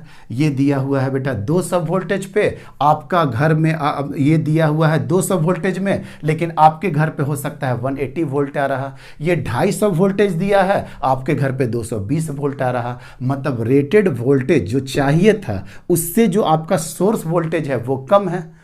एक ये हो सकता है कि सर सोर्स का वोल्टेज और रेटेड वोल्टेज दोनों आपस में बराबर हो जाए, सर कोई दिक्कत नहीं है। और एक ये भी हो सकता है जब सोर्स का वोल्टेज रेटेड वोल्टेज से ज़्यादा हो जाए। कौन आपके लिए बेहतर होगा बेटा, सोच करके बताइए कौन आपके लिए बेहतर होगा। सर अभी बताते हैं, सुनो बेटा ध्यान से देखना। इसका रजिस्टेंस कितना आ जाएगा बेटा, P बराबर क्या सुने में पढ़े हो बेटा, V square divided by R, जानते हैं ना। तो R बराबर क्या हो जाएगा बेटा, रेटेड वोल्टेज का whole square divided by rated power. ये तो आप पी आर निकाल दो बेटा। आर बराबर क्या निकाल दिया, V R square divided by rated power, rated voltage का होल स्क्वायर। और ये क्या हो गया बेटा, रेटेड पावर आपका हो गया। अब मेरा मकसद है बेटा कि इसमें कुछ कॉम्बिनेशन निकालना। अब देखिए बेटा, दो तरह का पावर यूज में आएगा। ये तो होता है रेटेड पावर, देखिए ध्यान से, ये होता है रेटेड पावर। और एक होगा बेटा कंज्यूम्ड पावर। ये बहुत कंफ्यूजिंग होगा, ध्यान से सुनते जाइएगा एक एक लाइन, तो शायद आपके लिए चीज़ें आसान होगा। ये जो पावर का कंज्यूम करेगा, ये पावर का कंज्यूम कहाँ से करेगा सर, यहाँ से आई जाएगा, यहाँ से आई जाएगा, और यहाँ वाला आई के थ्रू ये डिवाइस जो यहाँ से करंट लेकर के जा रहा, वहाँ से किसका वैल्यू निकालेंगे बेटा, हम लोग कंज्यूम्ड पावर का वैल्यू निकालेंगे। क्या बोले, कंज्यूम्ड पावर का हम लोग वैल्यू निकालेंगे। तो कंज्यूम्ड पावर बराबर क्या होगा, कंज्यूम्ड कहां से करेगा बेटा, सोर्स से, तो वी एस का whole square divided by R. तो क्या हो जाएगा बेटा, वी एस का होल स्क्वायर और आर का वैल्यू क्या होगा बेटा, वी रेटेड का whole square divided by P rated. मतलब पावर जो कंज्यूम करिएगा वो क्या होगा बेटा, वी एस का whole square divided by V R का होल स्क्वायर इंटू क्या हो जाएगा, रेटेड पावर। देखिए दोनों में कैसे रिलेशन निकाले। एक होता है बेटा रेटेड पावर कहने का सेंस है ये डिवाइस को इतना वोल्टेज पे अगर ऑपरेट करिएगा तो ये पावर देगा, लेकिन जनरली 99% में वो हो नहीं पाता है बेटा, क्योंकि ये बिल्कुल बड़ा आइडियलिस्टिक सिचुएशन होता है। क्योंकि मेरे घर में पैरेलल कनेक्शन होता है, ध्यान रखिएगा अपने घर, मेरे घर में पैरेलल कनेक्शन होता है। सर कैसे, अरे बल्ब फ्यूज करता है तो क्या पंखा भी खराब हो जाता है, क्या बल्ब फ्यूज करता है तो फ्रिज भी खराब होता है? नहीं सर, इसीलिए इसको बोलते हैं पैरेलल कॉम्बिनेशन में लगा होता है। अगर सीरीज में क्या होता है, अगर बल्ब खत्म हो गया तो सारा का सारा अप्लायंसेस बंद हो जाएगा कि नहीं? हाँ सर, क्लियर हो गया, पैरेलल कॉम्बिनेशन होता है। तो पावर कंजम्पशन कितना हो गया बेटा? सोर्स वोल्टेज का whole square divided by rated voltage का होल स्क्वायर इनटू क्या हो जाएगा बेटा? रेटेड पावर इनटू हो जाएगा रेटेड पावर। तो कंज्यूम्ड पावर क्लियर हो गया कि कंज्यूम्ड यहां से होगा सर, कंज्यूम्ड का रिलेशन यहां से है, यहां से निकलेगा कंज्यूम्ड पावर। कंज्यूम्ड पावर मतलब सोर्स का वोल्टेज का whole square divided by R. और हम बोले थे कि ये दोनों का यूज करके क्या निकालना बेटा? रेजिस्टेंस। देखो तो यही रेजिस्टेंस यहां पे रख दिया कि नहीं। अब पहला कंडीशन, अगर वीएस वीआर से कम होगा, अगर वीआर का वैल्यू अगर कम हो जाएगा बेटा, अगर वीआर का वैल्यू कम होगा तो बताओ तो क्या होगा? अगर सर ये वीएस का वैल्यू कम होगा तो जो कंज्यूम्ड पावर है, एक एग्जांपल लेकर के चले, एक एग्जांपल लेकर के चलते हैं। मेरा सोर्स का वोल्टेज है बेटा 220 वोल्ट और जो आपका रेटिंग किया था बेटा 250 वोल्ट पे रेटिंग था।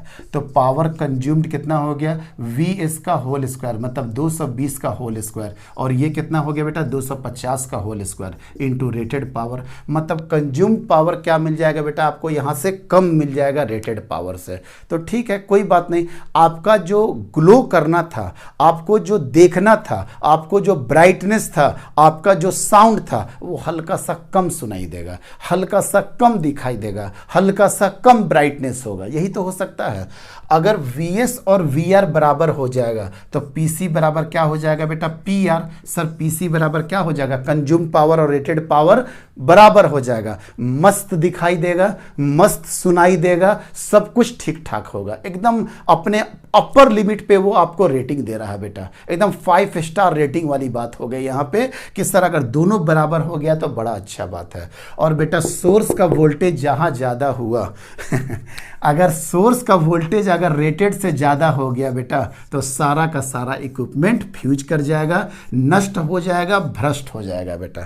अगर सोर्स का वोल्टेज अगर रेटिंग वोल्टेज से ज़्यादा हुआ तो डिवाइस आपका क्या हो गया बेटा? ख़त्म हो जाएगा। कई बार घर में फ्रिज उड़ जाता है, एसी उड़ जाता है, बल्ब फ्यूज कर जाता है। इसका रीज़न क्या होता है कि कई बार नहीं सुने, वोल्टेज बहुत ज़्यादा आ गया तो ले ये सामान मेरा उड़ चुका है, मतलब फ्यूज हो चुका है, खराब हो चुका है। तो सोर्स का वोल्टेज अगर रेटेड वोल्टेज से ज़्यादा हो गया, मामला ख़त्म। अगर सोर्स का वोल्टेज रेटेड वोल्टेज के बराबर है, मस्त सुनाई देगा, मस्त दिखाई देगा, सब कुछ ठीक ठाक। अगर ये कंडीशन है तो क्या होगा बेटा? आपका मामला क्या होगा? हल्का सा डाउन होगा, बहुत ज़्यादा डाउन नहीं होता है, हल्का सा एकदम कम सुनाई देगा, जो उसका मैक्सिमम लिमिट था उससे कम। ये नहीं कि नॉर्मल तरीके से कम सुनाई दे रहा है, उसके मैक्सिमम लिमिट से हल्का सा स्लाइटली लो होता है, हल्का सा स्लाइटली ब्राइटनेस कम होता है। बस खत्म हो गया। ये भी एक टॉपिक था बेटा। और एक टॉपिक है, उस टॉपिक का नाम है पावर इन सीरीज कॉम्बिनेशन। उस टॉपिक का ना, एक मिनट टाइम देख लेते हैं बेटा।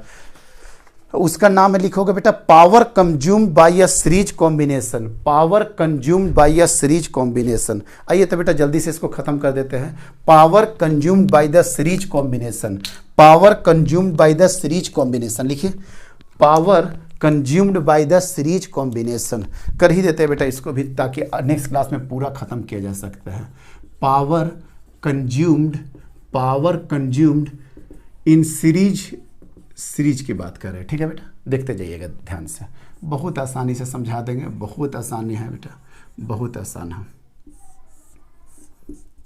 देखते जाइए, ये हो गया बेटा। यहाँ पे आपको दिया हुआ है P1 और दिया हुआ है वोल्टेज V, ये P2, ये वोल्टेज भी, ये P3 और वोल्टेज भी, यहाँ पे वोल्टेज भी। यहाँ पे देखें क्या हुआ, जो आपका रेटिंग वाला था। अब बच्चा यहाँ पे बड़ा कंफ्यूज होता है कि सर ये V वोल्टेज है तो यहाँ तो V1 होना चाहिए, यहाँ V2 होना चाहिए, यहाँ V3 होना चाहिए। एग्जैक्टली राइट हो आप। And this V1 plus V2 plus V3 मिलकर के V के बराबर होना चाहिए। तो सर यहाँ पे भी V दे दिए, यहाँ पे भी V दे दिए, यहाँ पे भी V दे दिए। कंफ्यूज मत होना बेटा, ये हम नहीं दिए हैं बेटा, ये कंपनी वाला दिया है। कंपनी वाला क्या बोला कि इस डिवाइस को 220 पे चलेगा, ये वाला भी डिवाइस 220 पे चलेगा, ये वाला भी डिवाइस को 220 पे यूज कर सकते हैं, और मेरा जो सप्लाई है वो भी 220 है। आई थिंक अब बात समझ में आ गया होगा। ये हम नहीं दिए हैं बेटा, ये कंपनी दिया है, ये कंपनी दिया है, आप सही बोल रहे हैं, इसके क्रॉस V1 जाएगा,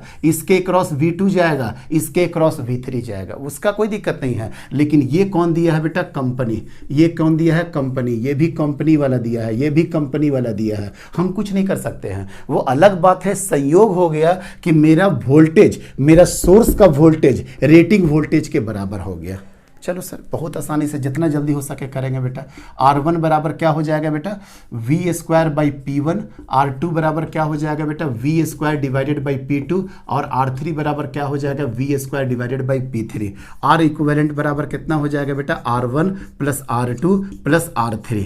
तो R इक्विवेलेंट का फॉर्मूला क्या लिखेंगे सर? आपका जो सोर्स वाला है, आपका जो सोर्स है वो भी V स्क्वायर पे है डिवाइडेड बाई P इक्विवेलेंट बराबर R1 V square divided by P1, R2 V square divided by P2, R3 V square divided by P3। It means that 1 by P equivalent बराबर 1 by P1 plus 1 by P2 plus 1 by P3। एकदम आराम से समझ में आ गया होगा बेटा, कहीं कोई दिक्कत नहीं होगा? नहीं सर, कोई दिक्कत नहीं है। ये किस कॉम्बिनेशन में था बेटा? ये सर सीरीज कॉम्बिनेशन में था।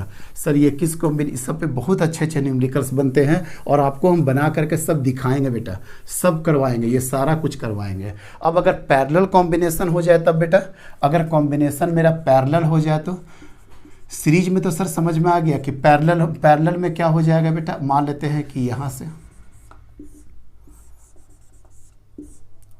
चलिए ये संयोग लेकर के चलिए कि ये भी V वोल्टेज था, ये P1, ये V, ये P2, ये V, ये P3, ये V और यहाँ पे V। अब यहाँ पे बच्चा को लगता है हाँ सर ये समझ में आ गया कि ये V, ये भी V, ये भी V। ऐसा नहीं है, ये V वाला कंपनी दिया था, ये भी कंपनी दिया था और ये भी क्या किया था बेटा? कंपनी ने हमको प्रोवाइड किया था। तो ये V, इसके कारण V बराबर नहीं है, ये इसका लॉजिक नहीं है, ये तो कंपनी वाला दिया ना। तो R1 बराबर क्या कर देंगे? V square by P1। R2 बराबर बेटा V square divided by P। R3 बेटा V square divided by P3। कोई दिक्कत नहीं है।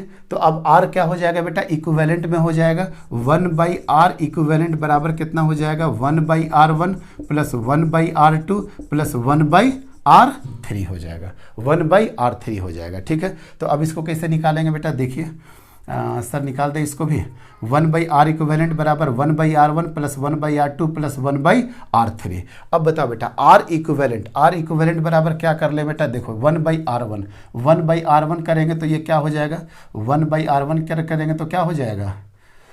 P1 divided by V square plus P2 divided by क्या हो जाएगा बेटा? Divided by V square plus P3 divided by V square. देखना बेटा 1 बाई R1 कर देंगे तो क्या हो जाएगा? P1 by V square. 1 by R2 कर देंगे तो क्या हो जाएगा? P2 divided by V square. 1 by R3 कर देंगे तो क्या हो जाएगा? P3 by V square. और R इक्विवेलेंट में क्या कर देंगे बेटा?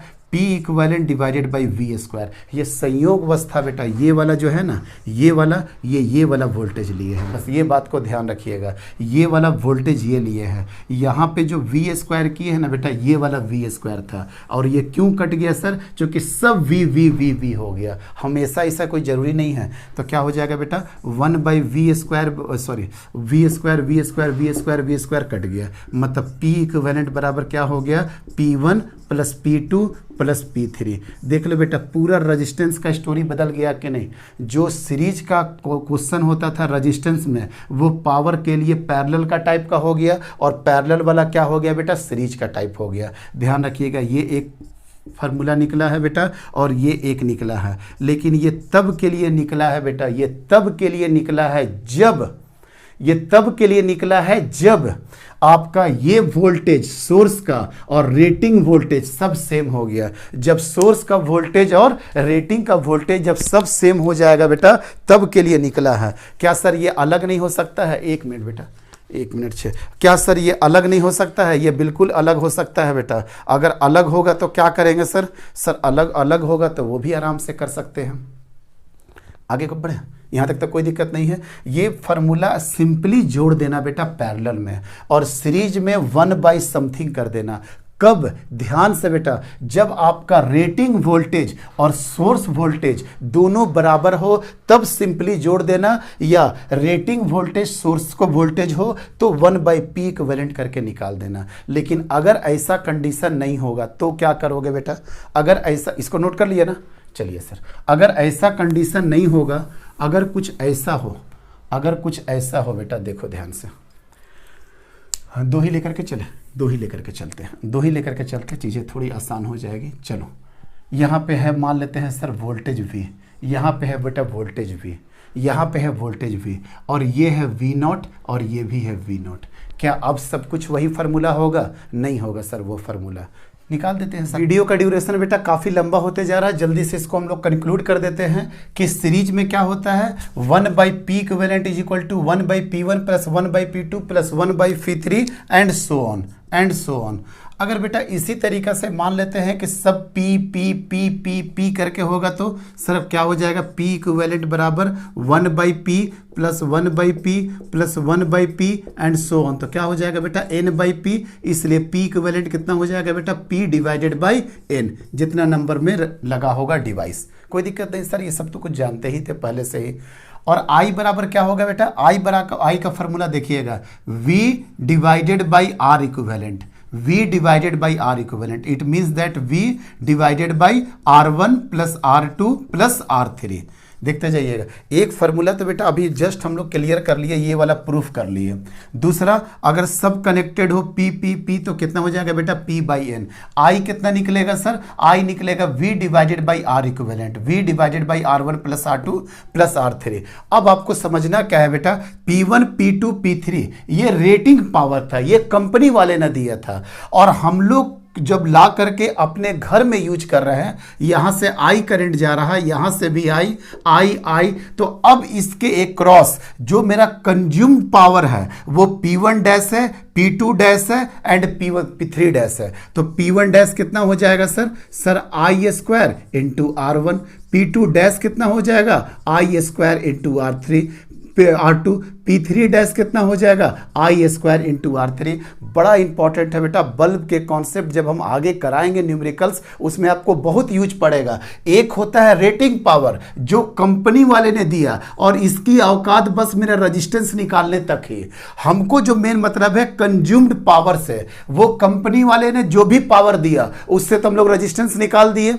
लेकिन अब जब मेरा मेन सर्किट में आ करके स्विच को ऑन किए तो ये कितना पावर कंज्यूम कर रहा सर, P1 डैश, ये कितना कर रहा P2 डैश, ये कितना कर रहा P3 डैश। तो P1 डैश बराबर क्या हो गया बेटा, I square into R1, I square into R2, I square into R3।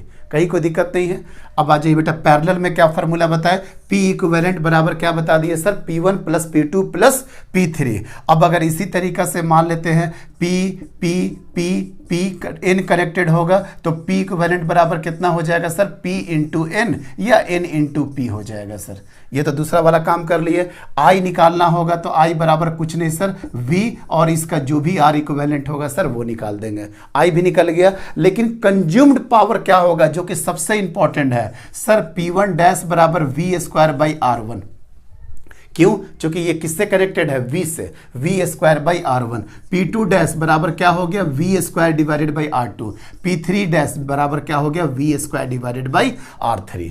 तो अभी एक कंडीशन लेकर के चले, जब ये भी V है और सब V है, ये भी V है जब सब V है, तो उसमें क्या हो गया बेटा, मेन फार्मूला N कनेक्टेड हो तो N वाला फार्मूला, I वाला फार्मूला I कैसे निकालेंगे, ये निकालेंगे, और कंज्यूम पावर जो कि सबसे इंपॉर्टेंट है ये निकाल लिए। पैरेलल का मेन फार्मूला N के साथ कनेक्टेड हो तो ये I निकालने का तरीका, और कंज्यूम पावर सर यही क्यों लिए फार्मूला, यही सेम फार्मूला क्यों नहीं ले लिए, अरे बेटा इसमें V सेम होता है ना, पैरेलल वाला फार्मूला है तो V स्क्वायर इस तरीके से करके। बल्ब में इसके बहुत एप्लीकेशन आपको देखने को मिलेंगे, मतलब बल्ब प्रॉब्लम जब हम कराएंगे तो आपके इससे रिलेटेड काफ़ी प्रॉब्लम देखने को मिलेगा बेटा, और कॉन्सेप्ट आपका वहाँ पे क्लियर हो जाएगा।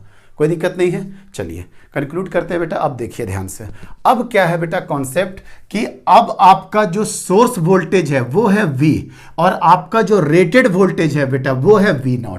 सोर्स है V और रेटेड कितना है बेटा V0। अब इस टाइप के क्वेश्चन को कैसे सॉल्व करेंगे? बहुत आसान क्वेश्चन बेटा, अगर अलग अलग हो जाए तब भी कोई आपको हेडेक लेने का जरूरत नहीं है। स्टार्ट करते हैं। जी सर स्टार्ट करिए। तो देखो बेटा यहाँ पे R1 कितना हो जाएगा सर? R1 हो जाएगा sir V0 square by P1। Rated power वाली बात कर रहे हैं, यहाँ पर रेटेड पावर है। ये R2 कितना हो जाएगा sir? V0 square divided by P2। चलो टोटल पावर कितना कंज्यूम करेगा बेटा? टोटल पावर कंज्यूम कितना करेगा sir? P1 plus P2। Total power तो यही कंज्यूम कर रहा, P is equal to P1 plus P2 और P बराबर क्या हो जाएगा बेटा? ये V, ये वाला V, अब ध्यान दीजिएगा बेटा, V square divided by R equivalent. V square divided by R equivalent power बराबर क्या हो जाएगा? V square divided by R equivalent. निकाल दे अब हम लोग। अब R इक्विवेलेंट में क्या करेंगे बेटा हम लोग? देखिए ना, V स्क्वायर R इक्विवेलेंट का मतलब क्या हो गया? R1 plus R2। क्या है बेटा? सीरीज में है, सीरीज में है तो R1 और ये हो गया R2, तो R1 plus R2 V square divided by V0 का whole square by P1 plus V0 का स्क्वायर डिवाइडेड बाई P2। कोई दिक्कत नहीं है। तो P बराबर कितना हो गया बेटा? V स्क्वायर बाई V0 का होल स्क्वायर। ये कितना हो गया बेटा? 1 बाई P1। ये कितना हो गया? 1 बाई P2। ये कितना हो जाएगा बेटा? V square by V0 square. ये क्या हो गया? P1 P2 divided by P1 plus P2। आ गया कि नहीं? वही वाला फार्मूला। कौन वाला फार्मूला सर? आपका आ गया बेटा पैरेलल वाला फार्मूला। अब अगर देखिए ना, इफ V बराबर V0 तो P बराबर क्या हो जाएगा बेटा? P1 P2 divided by P1 plus P2। और इसी को तो लिखा जा सकता है इस वे में भी। ये सर आ गया सर समझ में, कहीं कोई दिक्कत नहीं है। सिमिलरली उसको भी सॉल्व कर देंगे। रेटिंग अलग है, सोर्स अलग है, तो यहाँ पे क्या हो जाएगा बेटा? R बराबर V0 square divided by P1, R2 बराबर V0 square divided by P2। कोई दिक्कत नहीं है। अब देखो बेटा टोटल पावर कितना कंज्यूम होगा? P1 plus P2। P बराबर क्या लिख सकते हैं सर? P बराबर लिख सकते हैं sir V divided by R equivalent. V divided by R equivalent. दो के लिए R इक्विवेलेंट कितना होता है? R1 R2 by R1 plus R2। और ऐसे भी कर सकते हैं P1 प्लस P2 तो V square by R1 plus V square divided by R2। बोलेगा सर यहाँ पे कुछ और किए थे, V square by R equivalent. बेटा उसके फॉर्म में भी कर सकते हैं। V square by R equivalent क्या हो जाएगा? V square R1 R2 into ऊपर चला जाएगा बेटा R1 प्लस R2। यही हो जाएगा ना R इक्विवेलेंट। R इक्विवेलेंट इस केस में क्या हो जाएगा? R इक्विवेलेंट इस केस में क्या हो जाएगा सर? ये हो गया R1, ये हो गया R2, तो पैरेलल है ना, तो parallel R1 R2 R1 plus R2। देखो तो बेटा V square into R1 divided by R1 R2 plus V square into R2 into क्या हो जाएगा बेटा? R1 R2 R2 R2 कटा, R1 R2 कटा, तो V square by R2 plus V square by R1। तो कितना हो गया? V स्क्वायर बाई R2 का मतलब क्या हो गया? P2 और V स्क्वायर बाई R1 का मतलब क्या हो गया बेटा? P1। मतलब P बराबर कितना हो गया? P1 plus P2। आ जाओ बेटा, P बराबर P1 प्लस P2, तो P बराबर कितना हो जाएगा? V square by R1। R1 का मतलब क्या हो गया? V0 का whole square into P1 plus V2 कहाँ गया बेटा? प्लस ये V square plus V square by R2। R2 का मतलब कितना हो गया सर? V0 का होल स्क्वायर इंटू P2। देख तो बेटा V स्क्वायर बाई V0 का होल स्क्वायर कॉमन निकाल देंगे, P1 प्लस P2। और देखो तो बेटा यही P इक्विवेलेंट कितना हो जाएगा? इफ V बराबर V0 तो कितना हो जाएगा? P बराबर P1 प्लस P2। यही था कि नहीं? मिस सर हम ये बात समझ गए कि अगर सब V दिया रहे तो बहुत आसान है, तब ज़्यादा दिमाग मत लगाइएगा, डायरेक्टली ऐड करिएगा पैरेलल में और 1 बाई कर दीजिएगा सीरीज में। लेकिन अगर रेटिंग पावर और सोर्स पावर अलग अलग हो तब आप इस प्रोसीजर से जाइएगा बेटा, इससे आपका आसानी से आंसर आ जाएगा। इसके बाद हम लोग न्यूमेरिकल शुरू करेंगे और मैक्सिमम पावर ट्रांसफर थ्योरम का 2 क्वेश्चन हम और करवा देंगे। चलिए बेटा आज के लेक्चर में इतना ही। Thank you very much.